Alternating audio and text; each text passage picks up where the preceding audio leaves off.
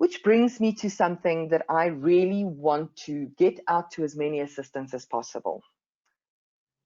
We work on 3 different levels every single day, okay?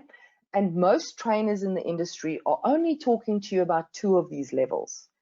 And when I see other people's materials, or when I talk to other trainers and I talk to successful assistants, they always talk to me about operational and strategic. But I always felt something was really missing, okay? And then I realized there's another component, and that's tactical. So operational is your normal, routine, mundane things that have to happen, okay? Strategic is understanding the business, but tactical is taking intelligent action in good time, getting things done. And that is what I want you to start thinking about your job, that it goes over all 3 spheres, okay? And all 3 spheres need to come together and work in a cohesive way for you to really call yourself a proactive assistant. So what is it when I am operationally proactive? What are some of the things that I'm doing that ensure success in my day? When you are operationally proactive, you understand the systems and processes in your company. You know those policies. You are on top of the new rules and regulations. You also maintain important databases. This is a very operational thing that needs to happen. But when that database is not properly maintained, it can create chaos. So we manage information. Complete and accurate schedulers.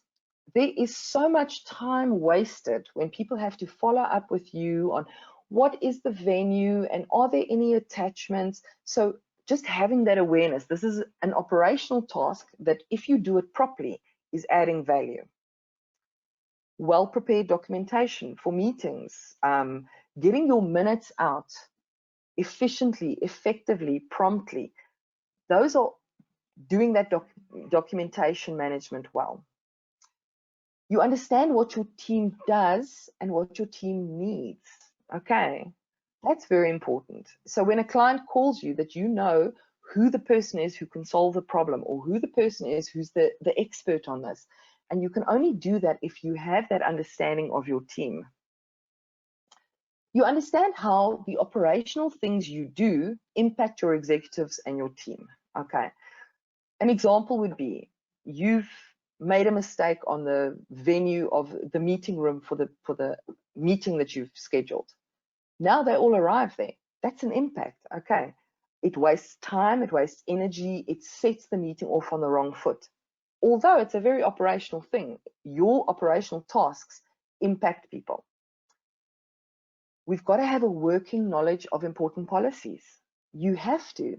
If you're functioning on C-level or senior management level, often your manager will refer to you and say, what does the policy say? And that should be at your fingertips. And then operationally proactive is about a detail orientation. Okay, so really not missing things, not missing emails, returning phone calls. It's that detail stuff. Okay, and you can't be effective as an assistant if you're not paying attention to the details. Okay, so that's your one circle.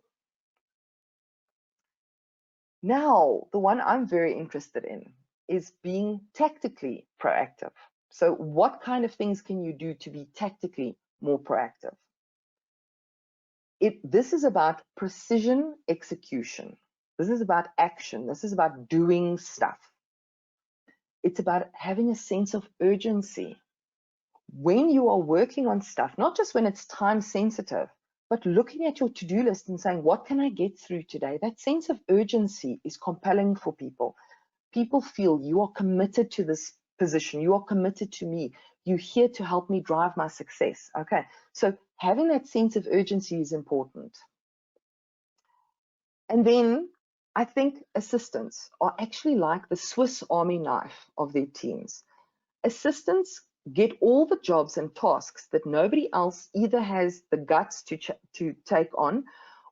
Most engineers, if you say to them, go and organize XYZ, they'll say to you, I've never done that before. It's not in my skill set.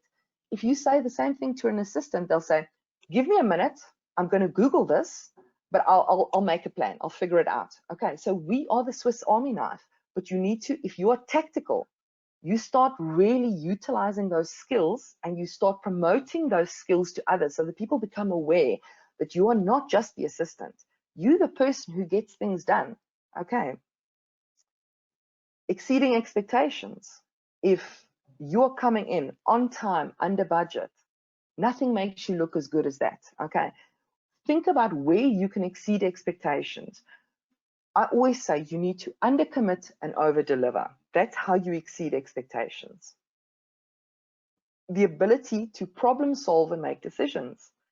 Assistants are some of the best problem solvers in the world. They are ninja level.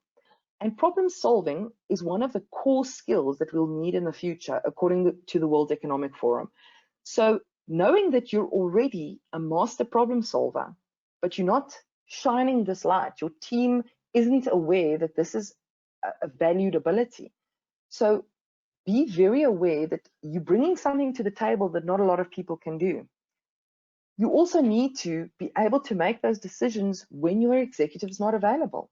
Okay, and we'll talk about how you get that input for decisions when we talk about being strategic. They function well under pressure. This, if you are planning to work for a senior person, whether it's in government, whether it's in private sector, you need to be able to function under pressure because you are by proxy experiencing the same pressure that your executive does or the high net worth individual that you support.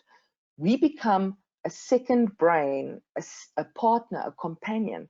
So we are experiencing that pressure. And if you can't deal with that pressure, you cannot climb the ladder.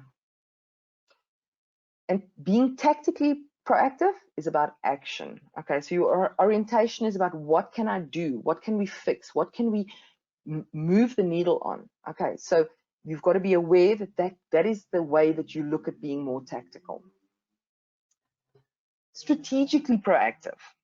This is, I think, one of the biggest gaps that we have as assistants globally, and it's actually very simple to fix. And hopefully I can give you some tips here on how you can become strategically more proactive. We've got to understand the business. You've got to make it your job to know. And assistants who understand what the business does and understands how things fit together become infinitely more valuable. We've got to support our executive and our teams to reach their KPIs. And actually, that's our only KPI, is to support them to get their sales targets, to meet their KPIs and their performance targets. So have that in the back of your mind when you want to operate more strategically. I've seen some performance documents that make absolutely no sense. It's like filing needs to be up to date. You know, stuff like that is so operational, and we shouldn't be measured on only those things. We should be very focused on helping our execs to move the needle and to move forward in the sphere that they're working in. Okay. If you are strategic, you are functioning as a second brain. You are helping them to track their deadlines. You are helping them to not only track tasks, but to send tasks out to the team, getting updates on what the progress is. So you are an extension of that person. You take pressure off them.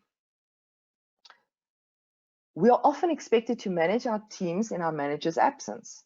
Now, for another event I did some research, and globally, 23 hours in a week, the normal executive is behind closed doors at a meeting. Okay, so sometimes you'll be under pressure and you'll need to make a call, but you can only do that if you have that strategic background, if you have the business acumen.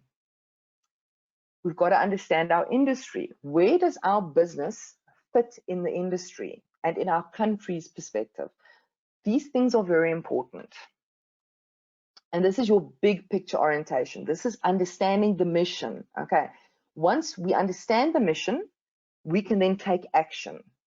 And we then also need to pay attention to those detail things, because that's actually, you are here to implement on detail things as well. So hopefully this has helped you to bring the 3 spheres together and to understand how you can level up your game in these areas.